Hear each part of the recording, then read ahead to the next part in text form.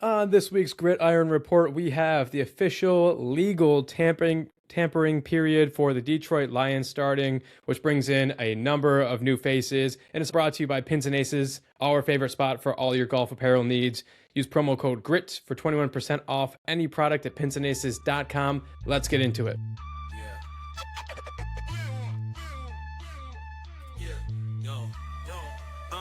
In the heart of the city where the lights grow dim, grit and grind every inch, every rim, from the underdogs rising to the legends that win.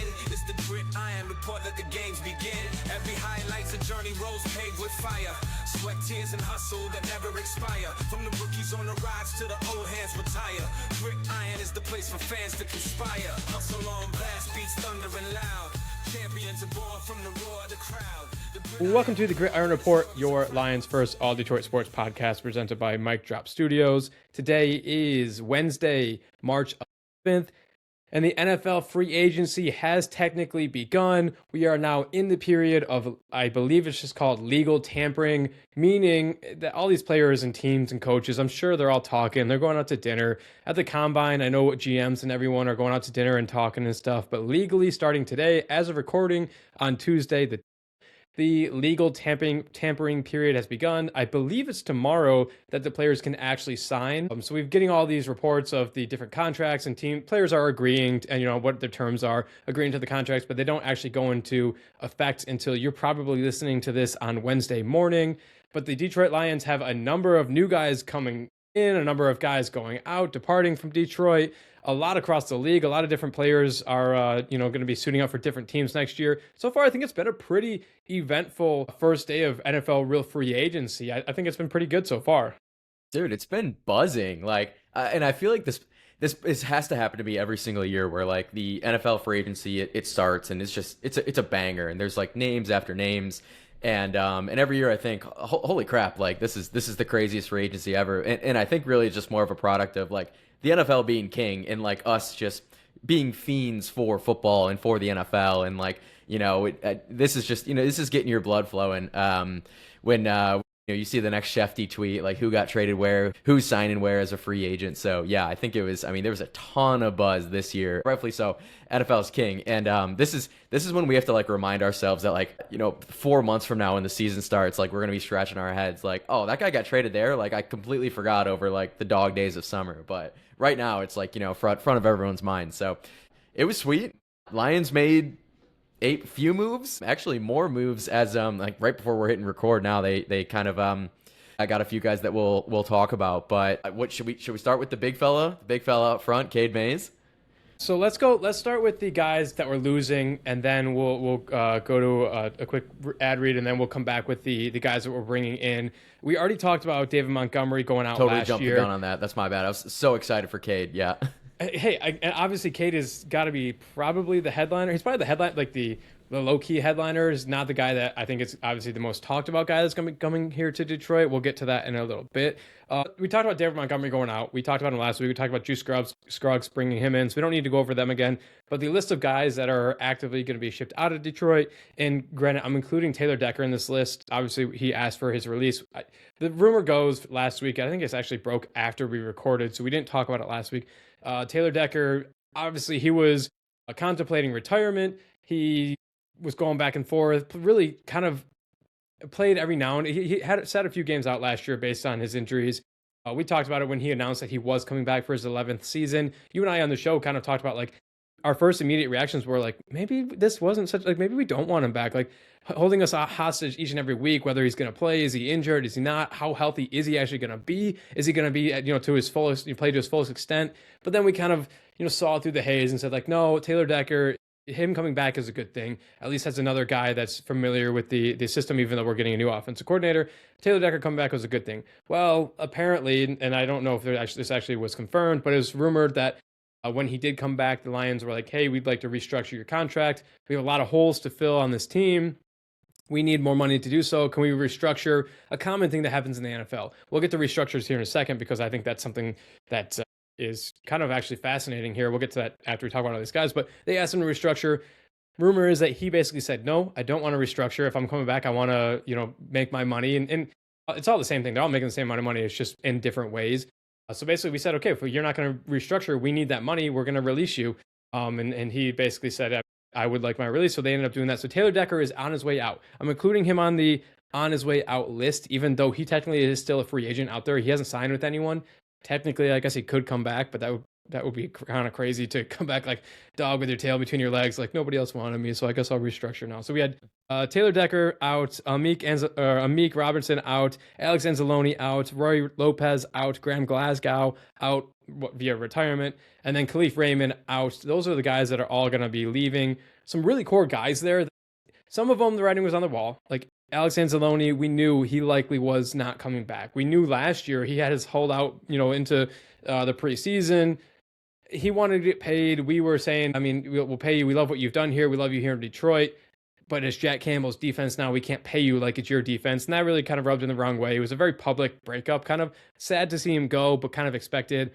You had guys like Roy Lopez, who I thought was, it wasn't going to be very expensive to keep him around. I thought Roy Lopez played pretty great in his limited time up front, especially with Lee McNeil being out with injuries. He was one of the offseason signings last year that I really liked. He ended up going back to the Cardinals, which I think where we got him in the first place. So maybe he just has a lot of ties to Arizona. But we lost him. That one hurt. Amik Robertson, fans, you can kind of tell, the gauge of how an NFL or a Lions fan is, the way they talk about Amik Robertson. Because Amik played out of position all season last year. We had to do a lot more. We asked a lot more of him than what is really expected. If you put him in position and he's kind of just lining up against a wide receiver too, he plays really well for us. He's a guy that I was really looking forward to having in the secondary in proper position, going up against not the top guys, but like wide receiver too. So that one really hurt. And then Khalif Raymond leaving our team as well. Khalif Raymond, just the insane gadget player. We talked about it last week, I think, kind of Khalif struggling a little bit with the returns. He kind of did a little bit worse last year, made some questionable calls, but still a mainstay of this team. It was like best friends with Amon-Ra St. Brown. Really sad to see Khalif go. He's actually going to the Bears. He's following Ben Johnson, which makes it like even more salt in the wound. I just hate that that's the case. But those are the guys going out. Thoughts on any of those guys going out? Which ones are we really going to miss? Which ones do we not really care about? Are any of these going to come back to haunt us this upcoming year? A lot to unpack there. Let me start with a guy who you just talked about more recently. I want to talk about Amik Robertson for just a little bit, because I think you're exactly right. Like he got a lot of hate this past season, myself included at times. Hand up, I'll fully admit that. But I think we got to take a step back and like just kind of look at Amik Robertson and what you're asking him to do versus what caliber of player he is. And I think we were asking him to step into top dog role when we have guys in our secondary that are constantly injured. And Amik, like he stepped up. He stepped up every time.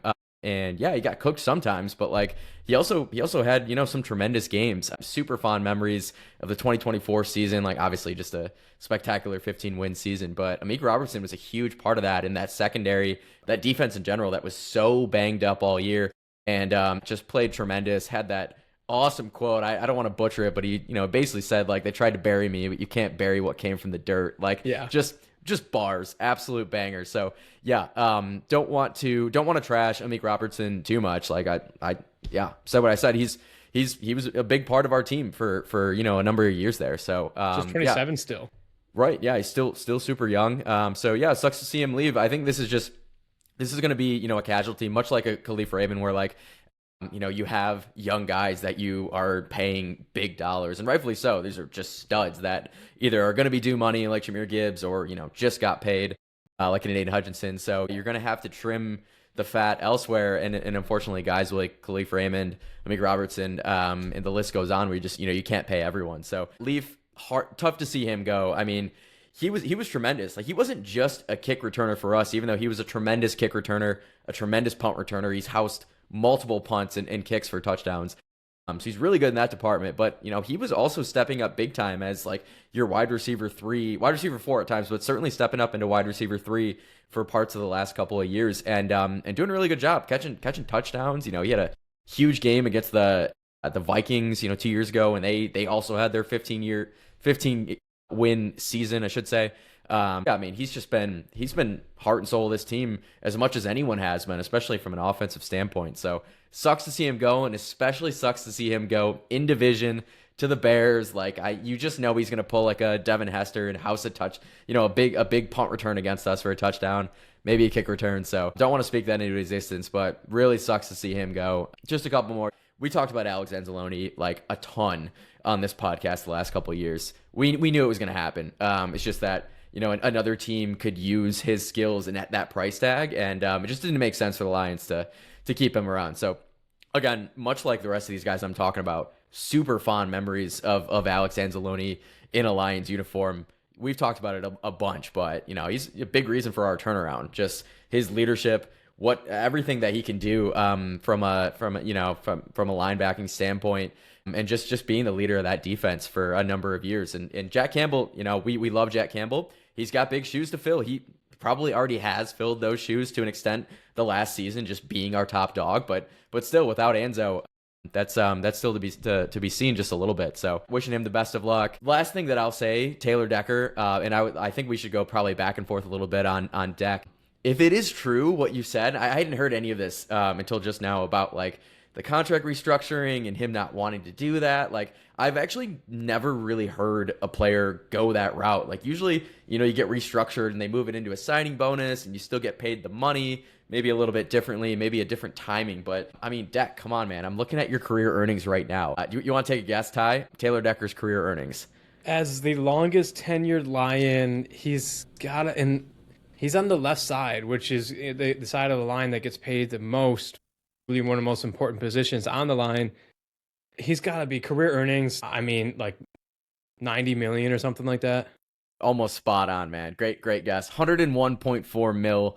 That is through the 2026 season, so maybe he's not gotten paid all of that yet. So maybe he is closer to that 90 mark. So you probably got it spot on. But either way, man, like, dude, restructure that contract, stay another year. Like, we talked about it from a continuity of your offensive line standpoint. Like, it would have been really awesome to have him for one more season, and hopefully a healthy season. We said fingers crossed. You never really know, but yeah, tough scene. So we'll see where he goes. If he flirts with retirement, if he's going to another team, there's still another day of this free agency period, and then of course, like, there's plenty of time before the season starts for a team to pick him up.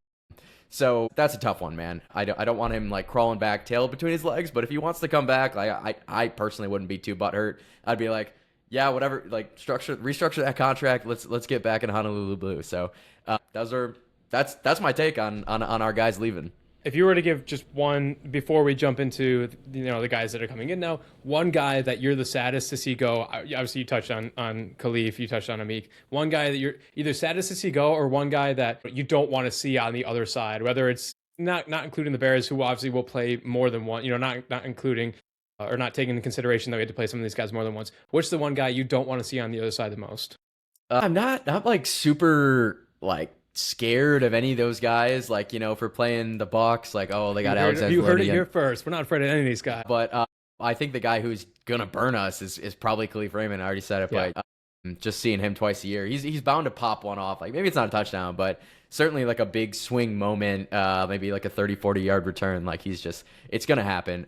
I'm sad to see Decker go too, man. Like, yeah, like when the news broke that he might be leaving, might be retiring, like, we might be, Lions might be moving on from him. Like, our gut reaction was that's probably a good thing. And then we took a step back and we're like, dude, this guy's a warrior. This guy has been through like the thick and thin of Lions, like the worst of the Detroit Lions he's been for, Yeah. the best of the Lions, 15-win season, he's been for that too. Like he is. So just from that standpoint alone, like, I'm definitely going to miss the guy. And then you have a 6'7" center, however all he is. But I mean, he's a big fella.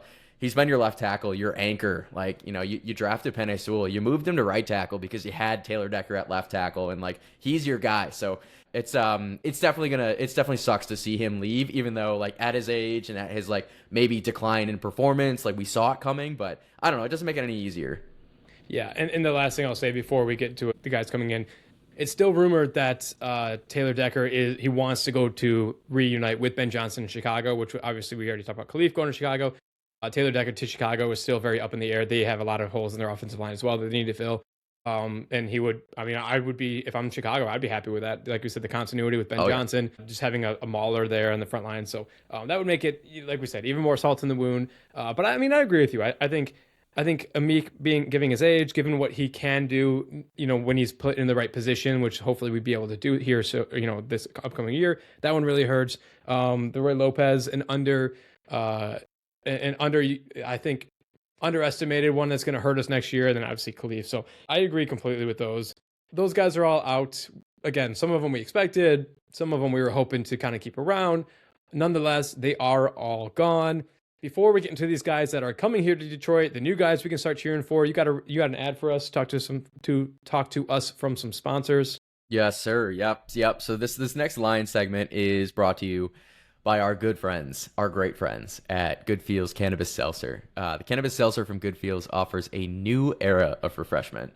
Fellas, March Madness is right around the corner. If you find yourself just saying, man, I just can't do another beer. I've drank too much for the first round of March Madness and the second round comes. Good Feels has you covered. Crafted with high quality, natural ingredients, these beverages provide a consistent, enjoyable, and uplifting experience. Perfect for any occasion, especially March Madness. I mean, fellas, seriously, this is March. Get ready. And the best part is our listeners can enjoy an exclusive discount with promo code GRIT. That's promo code GRIT for 20% off any product at shop.getgoodfeels.com.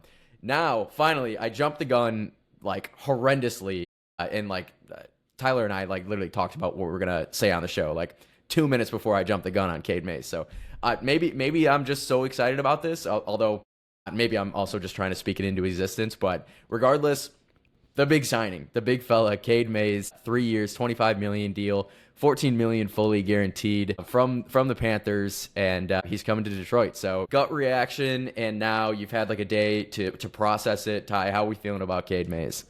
I love what you said right there, because we might be talking into existence, because yes, I agree with you. This is obviously the number one position of need for us was center. The number one center out there was one of the best free agents across the board in Tyler Lindenbaum. And so obviously the home run would be go out and get the number one guy. Our window is right here, right now. We want the number one guy. Don't miss a beat. We got to get this offensive line humming again. Go out and get the number one guy. Obviously, technically, the number one guy we didn't actually even go with the number two guy, because Connor McGovern ended up staying and re-signing with the Buffalo Bills. Not our fault. He ended up re-signing. Nothing we can do about that. We got the third best center. Technically, you could argue the second best available center. And so the money, so obviously it's kind of you didn't get the big fish you wanted, but the money and everything that we end up going with him, it does make a lot of sense. And so again, this could be just kind of us talking ourselves into this being the right move. But you mentioned, so Cade Mays, 3 years, $25 million, 27 years old, 6'6", 325-pound center. He took over the Panthers job, I think it was in week 3, after their center got injured. It's interesting because Cade Mays he's played all across the offensive line. Going back to his college days, he's played almost every single position. And even into the NFL, he came to the NFL and played tackle, he played guard, he played all over the offensive line. It was only until I think 2024 that he moved to center. It kind of started here and there in the 2024 season. And then after their starter, like I mentioned, got injured, he took over to the starting center position for the rest of the year. He's a mauler. He's a mauler on the front line. He's a huge guy. Like I said, 6'6", 325 pounds. He is great in pass blocking percentage. He is I think he's damn near elite. His PFF numbers, which we go back and forth on, whether we like that or not, say that he's an elite pass blocker. Where he struggles is a little bit of the athleticism and run blocking, when you got to, move forward and get out and move around and block some guys downhill. He sometimes can struggle. There's film out there that shows he's had really good running plays, and there's film out there showing him getting absolutely beat on running plays. So he's a little bit limited as an athlete, but he's an absolute mauler, and he slides in immediately as that starting center position. Only 27 years old, but with the contract, like I said, 3 years, 25 million. Tyler Lindenbaum, who again we just said was the number one center out there, he got 3 years, 90 or 100 million or something. 81 mil. Yeah, 81 mil. 81. So for 1 year of Tyler Lindenbaum, we got the entire 3 years for Cade Mays. So that was much more than the Lindenbaum projection was. So at that price, I think I'm okay with Cade. I think he's not somebody that's gonna say oh, we are so back, we're offensive line's back up to where it was 2 years ago. We're so back. But I like this. This at least makes me feel okay, maybe we'll see how this year goes. Maybe it's still a need in the future, but right now, I'm not worried about the center position anymore. Yeah, dude. I'm a guy who loves value, and I think we can probably most people are going to agree on that, especially in this economy, right? Like, value is big. Like I wear a Bulova watch because I like the value, and yeah, like I love Rolex. Like who doesn't? Tyler Linderbaum would have been just the huge spend, just buying that Rolex. But what are you going to do, Lions? Like flex with the Rolex, and then you're broke. And so, yeah, it obviously wasn't in the cards, right? And especially with, you mentioned that like Linderbaum was probably going to go for about 60 mil, somewhere around there. And of course, the Raiders, who have a ton of cap, they're like, yeah, we'll reset the market. We'll invest in this guy, probably overpay him because we have the cash for it. We're going to have a rookie quarterback. So it made a lot of sense for them to give like a 3-year, $81 million to Linderbaum. Better them to do it than us, I think. And you mentioned it, the center who stayed with the Bills, the next man up. Like, this is still a huge position to need, and we went out and we got him for, I mean, a steal. A lot of people, not just Lions fans, but just in general, are calling this one of the steals of free agency so far. 3 years, $25 million, just $14 million guaranteed for a very young center, still, in the very much early prime of his career, I would say. And he does a lot of good things. You broke down his stats. I love his pass blocking. Just a very highly respectable 98.5 pass blocking efficiency rate. That was 11th among centers. So really solid there. That was 400 plus. 11th among centers with 400 plus pass blocking snaps, I should say. And his PFF grade for pass blocking was also solid, 67.6. You mentioned the struggles with the run game. I do think that's something that he could probably improve on. He could improve upon his a little bit of athletic ability, get a little bit more mobile, get downfield to the second level. That's blocking schemes that the Lions, it's our bread and butter, right? Like we love that, and that's the reason why we have pretty athletic offensive linemen. Looking at you, big fella, Penei Sewell. So yeah, overall, I mean, it's pretty much as good. It is as good as we could have gotten without just completely overpaying. Which, like, we'll talk about our cap in a little bit. Not that the cap is real, but like we are running thin on cap space, and that's without restructuring a deal like Jared Goff. But we had the money to get a guy like Cade Mays. We went out and got him, and yeah, does he have the same name as my favorite basketball player, Cade Cunningham? Sure, like that's. I'm not gonna say that's not making me smile a little bit, but neither here nor there. And I think that's a great point because like if this was last year when we were coming off a 15-2 season, we got kind of blown out in the playoffs, like super disappointing, still fully thinking like our window is right now. I mean, I don't know about you, but I feel like expectations are different going into this year as it was going into last year. Like our team is definitely, in my opinion, worse going into this year than we were going into last year. So like if this was last year's offseason, we had less holes to fill, I 100% would be, pounding my fist on the table for Linderbaum, being like, I don't care what it takes. You go out and get the number one center. You bring him here. We're going at this thing. We're going back to the NFC Championship. We're going 15-2, and I would be all for that. There's just too many holes on this team with all the retirements and the guys needing to be paid and the free agents are walking. Too many holes to go out and spend damn near all your money on one guy. As much as great as Tyler Linderbaum might be, you just couldn't do it this offseason. So I agree with you that this was probably the best option that the Detroit Lions had at a high position of need. So outside of Cade Mays, let's just go and I think Cade Mays is going to be the most impactful free agency signing that we had. I think the most, like, quote unquote, the biggest splash, the most controversial, the most talked about one would be a David Montgomery replacement. So that was running back 2. Suddenly, after we traded David Montgomery, became a position of need, add into the holes in the ship that we needed to fill. The question was, we went over last week, who was going to fill that role? Was it going to be a Kenneth Gainwell? Was it going to be a Rico Dowdle? Was it going to be a James Conner, who actually wasn't? I don't think I've seen him actually be released. He wasn't a free agent, but the expectation was that the Cardinals were going to release him. The Lions ended up getting a guy. I don't know if it's their guy. I don't know if it's our guy, but they got a guy in Isaiah Pacheco. So thoughts on Isaiah Pacheco, the signing? He was tied to us a little bit, every now and again, but it actually came to fruition. Isaiah Pacheco here in Detroit. What are your thoughts on it? I did not see this coming. I think probably very few of us did. I guess let's preface this.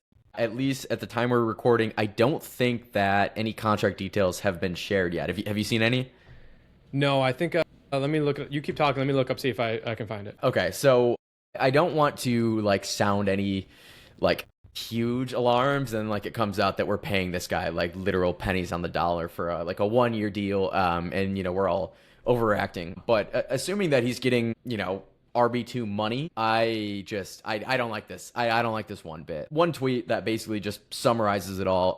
It's just how Pacheco ranks among running backs. So among 49 running backs with at least 100 plus attempts, Pacheco ranks 46 out of 49 in explosive run rate, 47th in longest rush with the 16 yards on 118 attempts. The 47th in success rate, 29.7%, 38th in yards per carry at 3.9. Just like he ranks literally dead last or almost dead last in like a bunch of pretty important running back categories. I know Chiefs fans, like for what it's worth, like fandom doesn't really mean anything, but Chiefs fans like wanted this guy gone, and just like we're just totally just bad mouthing this guy all of last season. Again, I don't want to like overreact too much because we don't know how much we're paying him, and maybe we got him for an absolute steal. Like maybe Brad Holmes just read that tweet to Isaiah Pacheco's manager and was like, yeah, you guys are getting bupkis and you're gonna like it. And so who knows there, but like just a knee-jerk reaction, like this is the guy we brought in to replace David Montgomery. Like this is just a massive step down. So I will, first and foremost, it has not been released how much money it was. It's rumored, not actually confirmed, but through a strong source that it's just a 1 year deal, which makes sense. He obviously is being like, someone like him in his position was most likely going to sign just like a 1 year prove it deal. So it is almost confirmed to be 1 year deal, but the money amount has not been released yet. Just to play devil's advocate a little bit, just because I'm on the same boat as you. I didn't see it coming. I don't necessarily like it. We both kind of wanted, and everyone I think in Detroit wanted somebody like James Conner, who is just more efficient. Even like a Tyler Algier or, some of these other guys that actually did end up moving. But just to play devil's advocate, I think he runs very similar to David Montgomery. He's a bruising back. He plays very violently. I think that's something that would pair well with Jahmyr Gibbs. You don't want him doing those, and I know a lot of the goal line carries and red zone carries for the Chiefs went to Kareem Hunt and not to Isaiah Pacheco. But you watch him run. He runs very violently, almost comedically violently. The way he runs, it's pretty like funny. An angry toddler. Yeah, it's a very common joke online, but I think he does run violently, so I think that'll pair well with Jahmyr Gibbs. I think his pass block grade, because we saw many times last year, David Montgomery kind of got blown up a few times in pass blocking. And granted, I remember specific times when we were playing guys like, the Browns, and we're like, Myles Garrett against David Montgomery, like, come on. But there's other times when, David Montgomery, I feel like wasn't pass blocking at super well.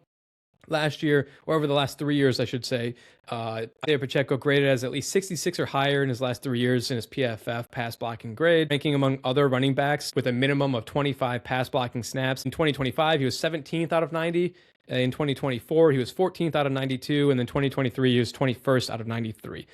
So if that's something that, has always been really important to Brad, talking about like Sam Laporta being able to catch and block, they always say JMO on the outside, no block, no rock.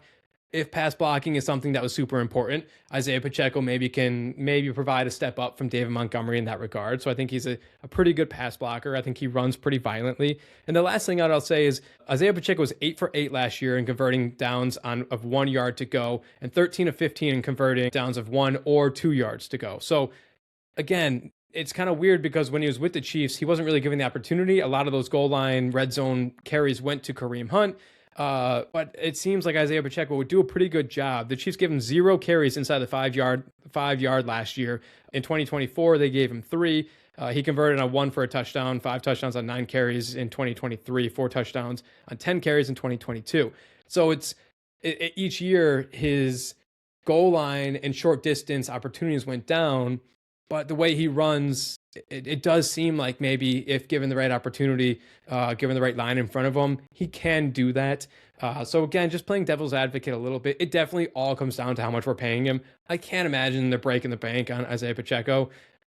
It's kind of scary that you don't know the what the offers were on the table. Like I hope we didn't like overpay for Isaiah Pacheco, and that's how he ended up coming here because no one saw this coming. I hope that we didn't just throw a bag at him and he's like, oh, I didn't think about Detroit, but like for that money, hell yeah. I hope it's more so like there really wasn't a market, or it was a little bit competitive and he just decided to want to come here. We'll never know that stuff. But as long as the money is okay, a 1 year deal for a guy that at least pass blocks okay and runs a little bit violently, it's not what I wanted, but it could be worse. We could be going into the draft to look for the replacement.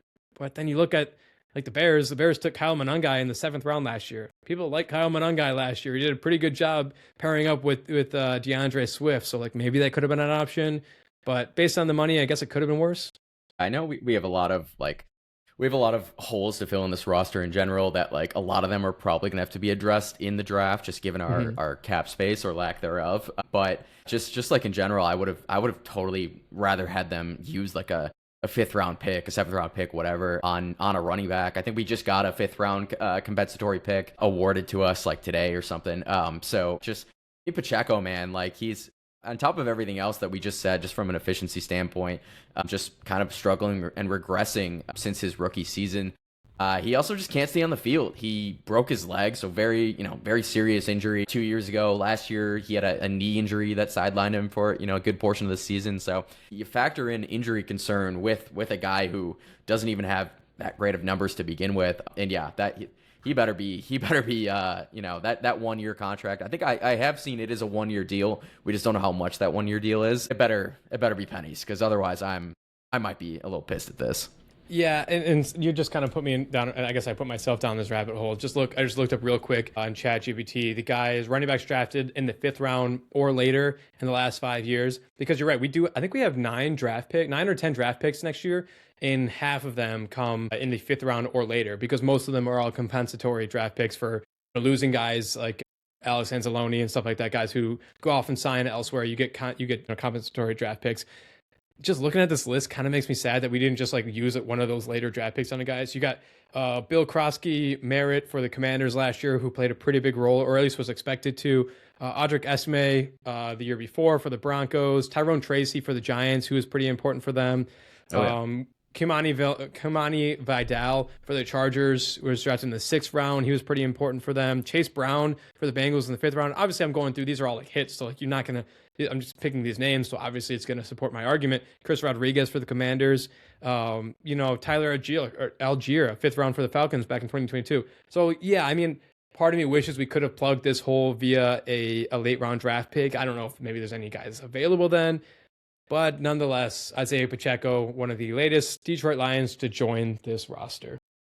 Okay, let's keep it moving. We have one more guy that we signed, not a very huge name. We'll go over kind of real quick. And then we have a few guys that we re-signed. So one more guy that we signed was Larry Borum. I think I'm saying his last name right. Larry O'Lair. Sorry for if I did pronounce your last name incorrectly. Former Bears player. We actually signed him from the Miami Dolphins. Larry's going to be a classic depth piece. Probably going to be right there with Juice Scruggs and just kind of fill in a veteran swingman, kind of similar to like a Taylor or a Dan Skipper role, in which like you don't want him to be starting, although I think I felt more comfortable with Dan Skipper starting than I would with Larry. But he's a local guy, Detroit native. I believe he went to Brother Rice. He's a younger guy, I think just like 26 years old. So bringing the Detroit native guy back, not very much money in general, not something that really moves the needle, not something that we really need to break down any further, but just another depth piece. And you and I were talking right before we started recording.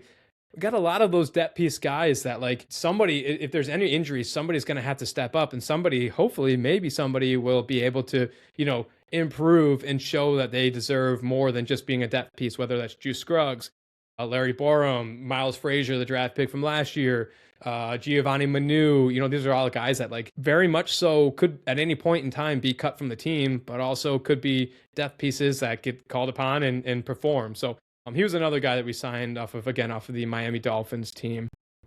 Yeah, for sure, man. Definitely a depth piece. He's a guy that, depending on what you want to do with right tackle, if I should say left tackle, if you're moving Penei Sewell over to left tackle and need to fill a right tackle role potentially in the draft, Larry Borum is a guy who he can be a plug and play guy, and he could start for you for, the first couple games of the season while you're getting, a rookie more acclimated to the NFL. He's certainly a guy, they call him swing tackles, where he can come in and he can fill a void as a backup, but he can start and be respectable for, 3 or 4 games at a time. He's still backup caliber. So of course, you got a season-ending injury. You're going to take a step back with him being in there full time. But certainly, this is in this league. Everyone's banged up. Everyone's missing time. He's a great guy to have on your roster to eat up minutes and get in there for like a game or two at a time. So From a depth standpoint, yeah, it's a very good signing, and we're stacking up backup. Juice Scruggs,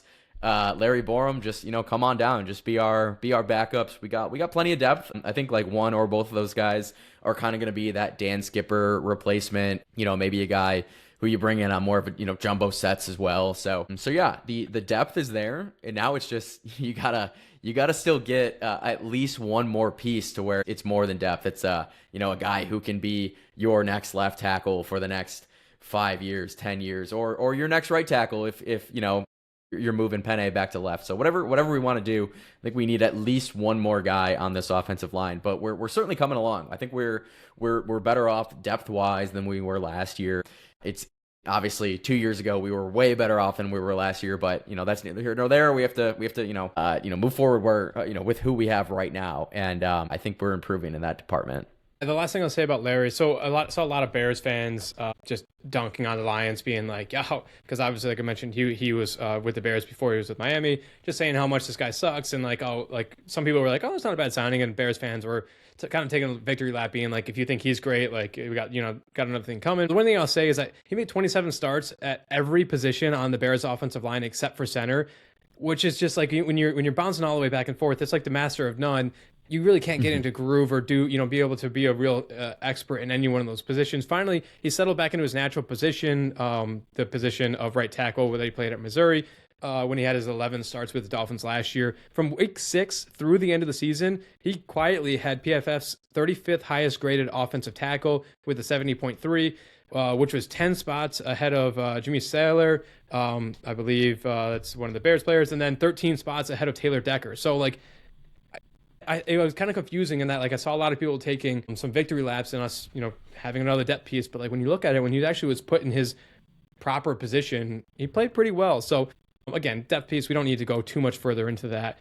But before we get into kind of where we go from here, get into another quick break, we do have the re-signings that again we can just touch on real quick. So coming out today, the Lions also re-signed Malcolm Rodriguez, Rock Ya-Sin, and then technically a re-signing, but not a re-signing from this year. We also signed Teddy Two Gloves, Teddy Bridgewater to the team to play backup QB. We lost Kyle Allen, so Teddy Two Gloves coming back to Detroit.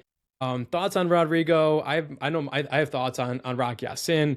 Thoughts on some of the re-signings that the guys we were able to retain. I'm glad they're retaining Rodrigo. Looks like it's a 1-year deal. Add a little bit of linebacker depth.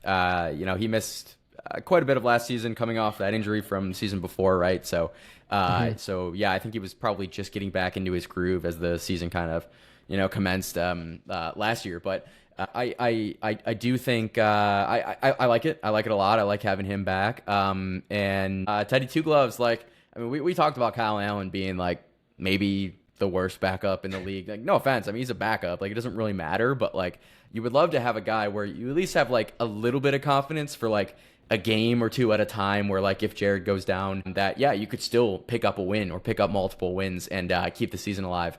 And I think no one really had that confidence in Kyle Allen. Like, he's not that good. I do think that Teddy Bridgewater, even though he's a little older, he's probably in more of the twilight of his career now, but he's still slinging it, man. And I do think that he probably would have command of an offense better than Kyle Allen would. So slight upgrade there. Never gonna scoff at that.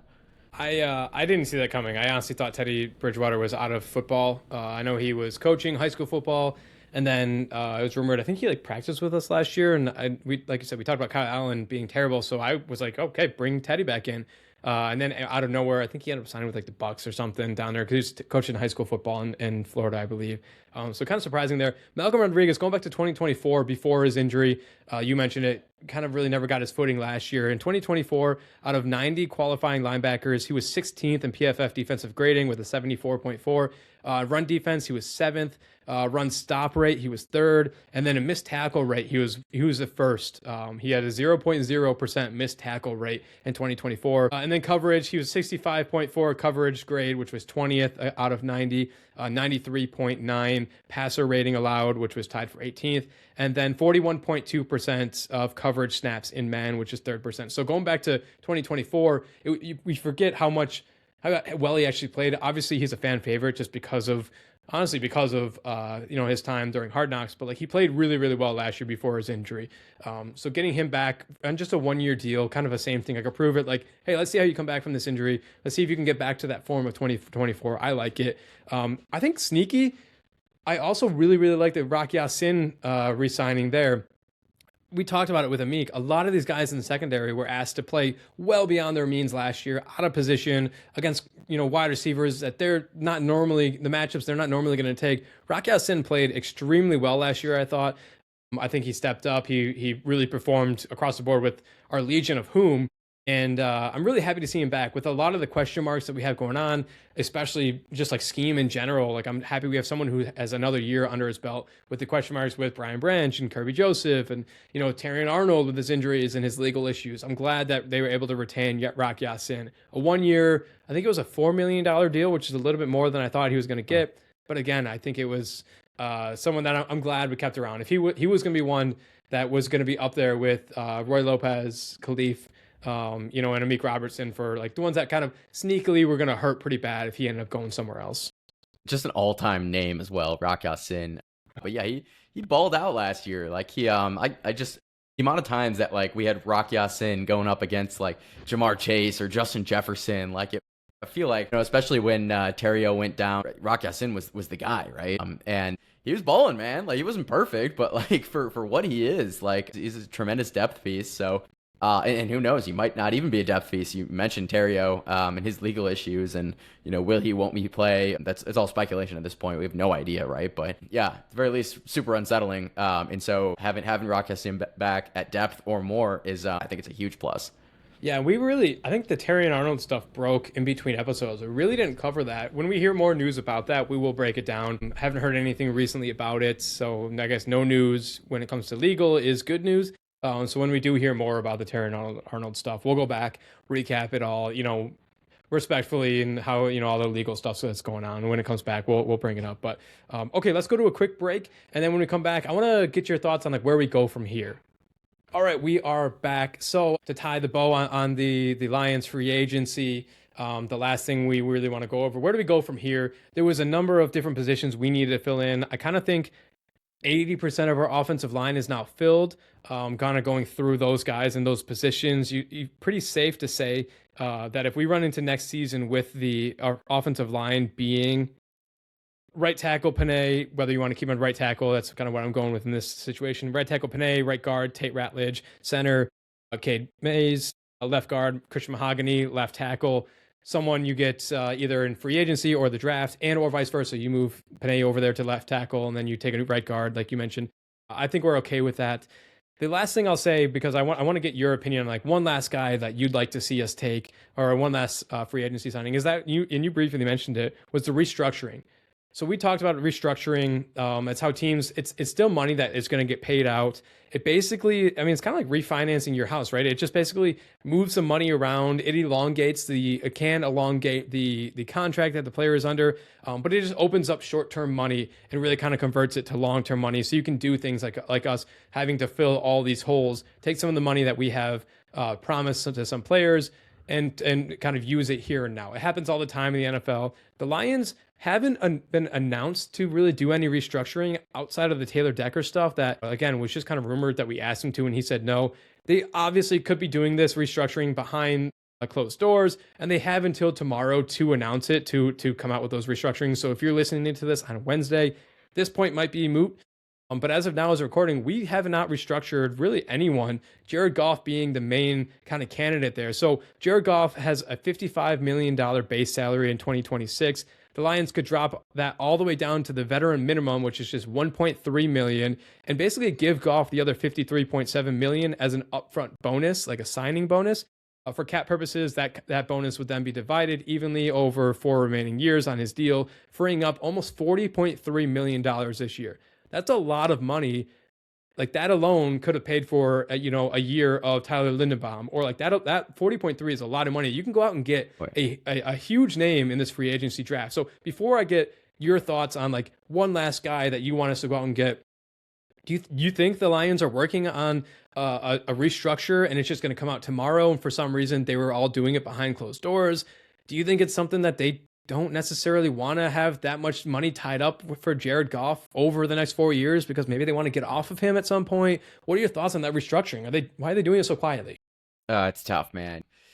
I don't know. It's all speculation. I would like to think that they are restructuring the contract because everything that I've heard from the organization is like they see Jared Goff as still the long term, even right now. Maybe now it's more the medium term because he's already been here a while. He's what is he, like 30 now? However old he is doesn't matter. But quarterbacks, I mean, they age like fine wine, and like there's nothing that I see out of Jared's game and that's gonna be like, oh, he's gonna fall off a cliff and just be horrible in like 2 seasons. So I do think that the Lions front office is seeing him as still the guy for the next 4 years minimum. So like 3-4 years. So at that, with that in mind, like why not restructure it? And it seems like such a no-brainer.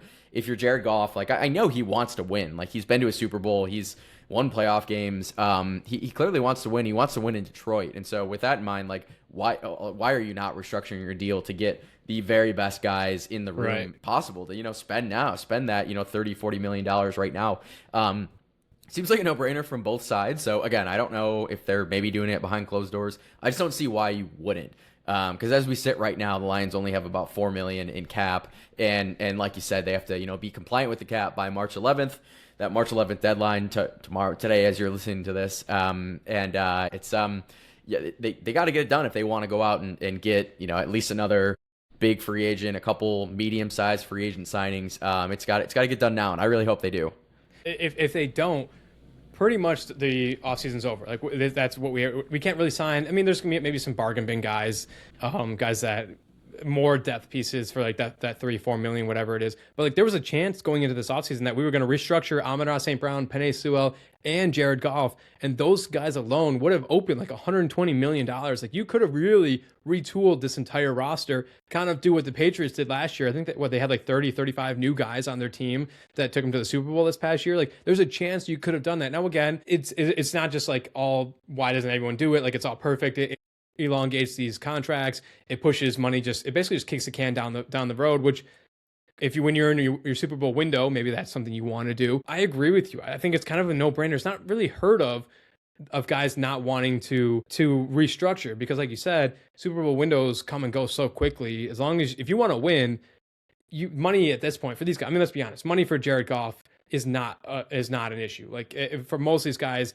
money, they're never gonna have to worry. Them and their kids and their kids and their kids' kids are never gonna have to worry about money again. So you only take 1.5 million this year, this year base salary, and you get your signing bonus of 53 million spread out the next 4 years. Like that doesn't matter to you. Let's be honest. So I think it will get done. We'll know here shortly. But yeah, if we don't, pretty much the offseason's over for us. But let's go ahead. Before we get into grid of the week, let's go ahead and say the Lions do. Actually, you want to say something real quick? I was just gonna say, do you want to play the game again? The career earnings game for Jared Goff. How much has he made in his career? Oh man, that Jared. Keeping in mind, Taylor Decker's made $100 million. So yeah, QBs are different. I'm gonna say Jared Goff has made $268 million. Dude, you were so good at this. I don't know how. I don't know. I would not have come up with that number. He's made 260 on the dot. So no way. I don't. Maybe you saw it before, or no, I inception no your brain, idea. Or maybe you're just an absolute genius. Am I genius? Quant, oh my God. But yes, that's exactly right. $260 million for Jared Goff. So again, we're not sitting here being like, oh, get off your high horse, Jared. You made 260, but we're not saying that either. So, and we also don't want to read into it too much. Maybe Jared's going to restructure as we're speaking right now. So yeah, exactly. So okay, let's do this last thing before we get to grid of the week. Say it comes out the moment we finish recording this, Jared Goff restructures. We have an extra $30 million. Like I said, it probably would be a little bit more, but let's say we have like $35 million more. So you can't really go out and you can sign like a 1-year deal or whatever. You can figure out give me one or two guys that you want us to go out and sign, whether that's just another depth piece, you think we have the money to go out and get another big name, one or two guys that you still want us, that are still out there, that you want us to sign before the free agency window closes. I'll give you a guy that I've really been looking at, and honestly, I don't know how he hasn't signed yet, or maybe he has and I just haven't seen it, but it's Clavon Chason. He's great season for the Pats last year. I think he had like 8 sacks, 7.5 sacks. I'm looking at it right now. I'm surprised that the Pats haven't already re-signed him. I feel like they still. I don't have their cap space up in front of me, but I have to imagine that with Drake May on his rookie deal, like they have plenty of cash, and he had a great season. So don't know why they haven't done anything yet, but regardless, like I think that he would fit so great in our defensive end room. Pair him with Aiden Hutchinson. He's a guy that like you don't even have to really throw the bag at. Like I don't know if you could get him on a 1 year deal. Probably not. It's probably like he was just on a prove it deal for a 1 year $3 million. This is probably something where you're gonna have to give him 3 years and maybe probably north of 20 mil. We'll call it $25 million. But I still think that that's a bargain for the player that you're getting. He's like 26 years old, 27 years old, right in the prime of his career. And so I think that's just a route that you could take if like you're sitting where the Lions are sitting in the draft. First round, we're picking 16, whatever our draft pick is. Like, there are some edges that are pretty juicy in that range. So maybe you're telling yourself, we're not going to address edge in free agency. We're gonna do it through the draft instead. That's totally fine. Really, like your big needs are left tackle and edge. As Patrick Kane just scored. Hell yeah, let's go Wings. But yeah, it's either you're going to get a left tackle in free agency, or you're getting an edge in free agency and then swapping that too, whichever one you didn't do in free agency, do it in the draft. But I just feel like you got a guy right there in Clavon Chason that like he's ripe for the picking. No one signed him yet. I would love him on the Lions. I think it's a great pick. I think people are just a little bit weary of signing a guy off of a career year and a 1 year prove it deal. He had career high in sacks last year in 7.5 and pressures in 54. And he had 3 sacks and 20 pressures in his 4 playoff games. So he performed in the playoffs. So I think teams are maybe just a little bit weary signing a guy off of a 1 year prove it deal. Right now, the Athletic has him projected to sign somewhere between around a 3 year, $48 million deal, which is a little bit more. But I mean, if you restructure things, you could still make that work. I like that. I agree with you because the 4 positions that I think we still need, whether it's through the draft or free agency, you need a left tackle and or right tackle if you're going to move Panay. You need an edge, you need cornerback help, and you need safety help. And so I think that would absolutely fit, whether you want to go with Chason. The 2 guys, I'm going to actually give 2 guys that like I want one of them. If they got one of them, I think this would be a pretty successful offseason. The first one being Joey Bosa. Similar reasons you were just mentioning. I'm coming off a 1 year deal with the Bills last year. Same thing last year. Really kind of waited towards the end of the offseason. Signed a 1 year prove it deal with the Bills. It was his best single season since 2022. He's still very explosive off the ball. He's 31 years old. The Athletic is projecting him to sign a 1 year, $11.5 million deal. So maybe you can actually get both of these guys that I'm mentioning. If you want, if you restructure Jared Goff, just had 5 sacks last year, but he can contribute as a number 2 rusher. Like he's not going to ask to be Aiden Hutchinson. He's going to be the running mate to Aiden. I think he still can provide enough juice that teams will have to worry about him and open up Aiden Hutchinson a little bit. And the other guy that I think, again, maybe if you restructure, you could get both of these guys. That's Rasheed Walker. He's the former right tackle for the Green Bay Packers. Yes, yep. Excuse me. 26 years old. He's projected to get more of a deal, 4 years, $88 million. So you probably can't get both of them, but breaking it down, if you restructure, breaking it down year by year, you might be able to get him there. He's just a guy that, again, you take him, you don't need to worry about that in the draft class. You want to move him to right tackle and put Panay over at left. Sure, you want to keep him at left, or you want to keep him at right, or whatever you want to do with him. You don't need to worry about it in the draft. Then you can just strictly focus on defense based on, or take a center in the second round or something if you don't feel comfortable with Cade. I think Rasheed Walker is someone that is still out there, can definitely help us on this line. And again, just takes away a big old question mark and just allows us to focus on other positions. So those are the 2 guys that I want to see. There's still a whole bunch of big names out there. You still got Trey Hendrickson, who's rumored to be looking for a $30 million a year kind of deal that no one apparently is giving to him. Kevin Byard, the safety from the Bears. We need safety help. Maybe you want to look at him. There still is a number of guys out there that, like, if this restructure gets done, we still could look to add a few different guys here. Dude, Rasheed Walker is the other guy that I wanted to mention as well. So I'm glad that you did. That would be awesome. Could you get him and Clavon? Probably not. But just being able to say, like, yo, we have our left tackle, and he's a stud. He's very good. He's in the prime of his career. You don't have to, potentially swing and miss on a tackle in the draft. I would absolutely love that, man. And then go target edge with that first round pick. I'm all for it. Of course, we have to, restructure some deals before we can do anything like that, but that would be pretty sick. So, okay, let's wrap up the show with a Grit of the Week. As always, Grit of the Week is brought to you guys by Pins and Aces. I know it's supposed to snow this winter or this weekend. It's been beautiful the week. Today and yesterday was in the 70s. We got some snow coming on Saturday and Sunday. But the 70-degree weather makes you think about golfing, makes you think about getting out there, looking good while doing it. Go to Pins and Aces to get everything you need. Customers continuously rave about their premium gloves, stylish belts, head cover racks, best-selling drink accessories like beer sleeves, liquor sticks, shot tee, golf tees. Every item has purpose and personality at Pins and Aces. Our listeners can get an exclusive 21% off any of their purchases using promo code GRIT at pinsandaces.com. That's promo code GRIT for 21% off any product at pinsandaces.com. My grit of the week, we talked about him during this episode. It was a little bit of a public bad breakup, but my grit of the week is going to be Alex Anzalone for the final time. Alex Anzalone, one of the guys that when you picture this Detroit revitalization, you think Brad Holmes and Dan Campbell, but like the players, in my opinion, the four heads that you think about, you think Jared Goff, you think Amon-Ra St. Brown, you think Penei Sewell, and you think Alex Anzalone. Those are the guys that, in my opinion, changed this locker room. He came here, he followed Dan Campbell to Detroit from New Orleans back in 2020, played 6 seasons here in Detroit.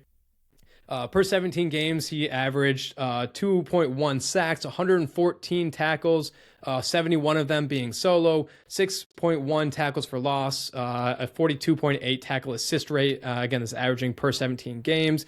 I mean, he did everything. He did everything from performing on the field, left and right, running across the defense, running across the field, being the QB on the defense, but also just setting that culture in the locker room. That is, for a team that like us that were floundering for literal decades, having someone like him on that defense truly, in my opinion, changed the trajectory of this franchise. So for one last time, shout out to Alex Anzalone, my grit of the week.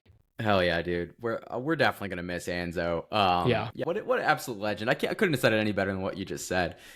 Just even just that beautiful luscious head of hair that he has, just the blonde locks coming out of the helmet.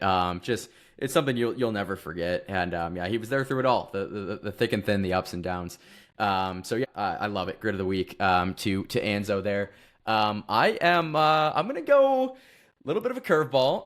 Pun intended, although actually probably no pun intended. I'm pretty sure he doesn't throw a curveball actually. But my grit of the week, Tarek Skubal, man, pitching the World Baseball Classic for Team USA, and I mean, did he give up a home run? And I think his first pitch, maybe he did, but all in all, still a really great start. Gave up just 2 hits, one earned, of course, that home run, 5 strikeouts, .67 WHIP, and under a 2 ERA in those 3 innings. So just not a bad effort there. Granted, he was probably pitching against milkmen. I think he pitched against Great Britain, but neither here nor there. I'm giving him grit of the week, not just for what he did in those 3 innings, because that's just classic Tarek Skubal, but really his comments after the game that like this was very much, you know, a World Baseball Classic where Skubal was going to pitch one game, maybe a handful of innings, and then he was going to leave. And that's actually what ended up happening. But he was quoted in an interview saying that like he had feelings playing for Team USA and hearing that crowd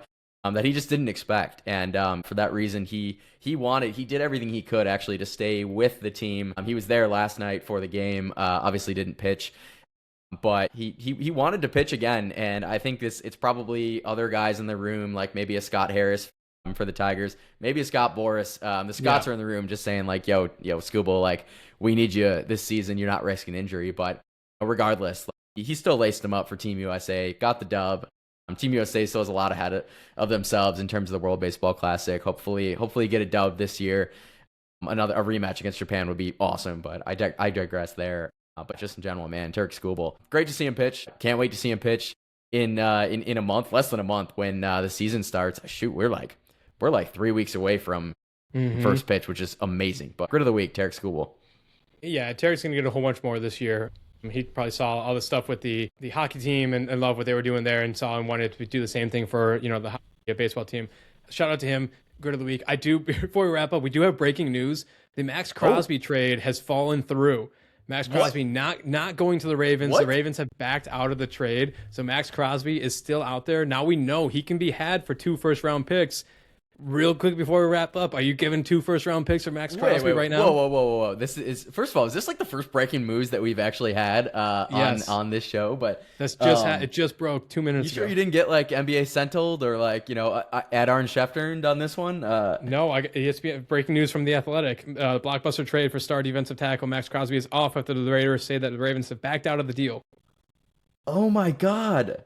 Okay, well, I mean, hey, you said it that like none of these trades are set in stone until Wednesday. I was actually gonna make the comment like, but when does it actually not happen? Like it always happens exactly what it's reported. So I'm glad I didn't say that. But yeah, you nailed that. Wow.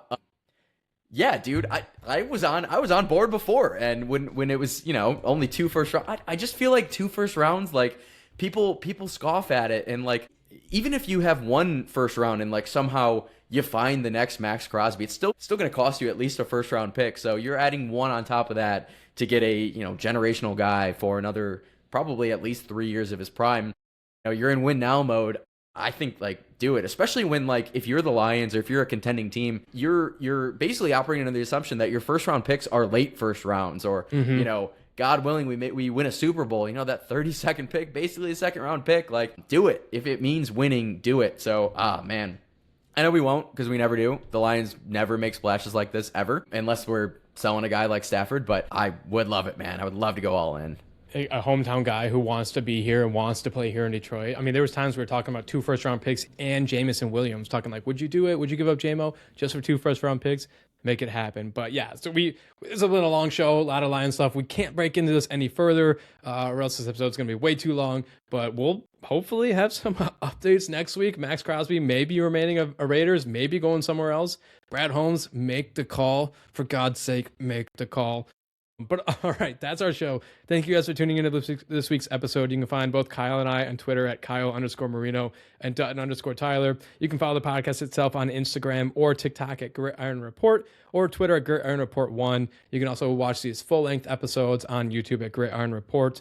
Finally, you can join the conversation next week by calling into the Gridiron Report voicemail for us to play and discuss on the podcast. That phone number is 313-306-7939. And then if you like this episode, please give us a rating. Leave us 5 stars. Tell us how much you liked it. Follow us on all forms of social media. So thank you guys for listening. Shout out that breaking news and Max Crosby. Let's go. Restore the roar and let's restore Max to the D. Let's go. A journey, roads paved with fire, sweat, tears, and hustle that never expire. From the rookies on the rise to the old hands retired. Grit iron is the place for fans to conspire. Hustle on, blast beats thunder and loud. Champions are born from the roar of the crowd. The Gridiron Report where the stories are proud. Tune in, bring the heat, make your fandom a vow.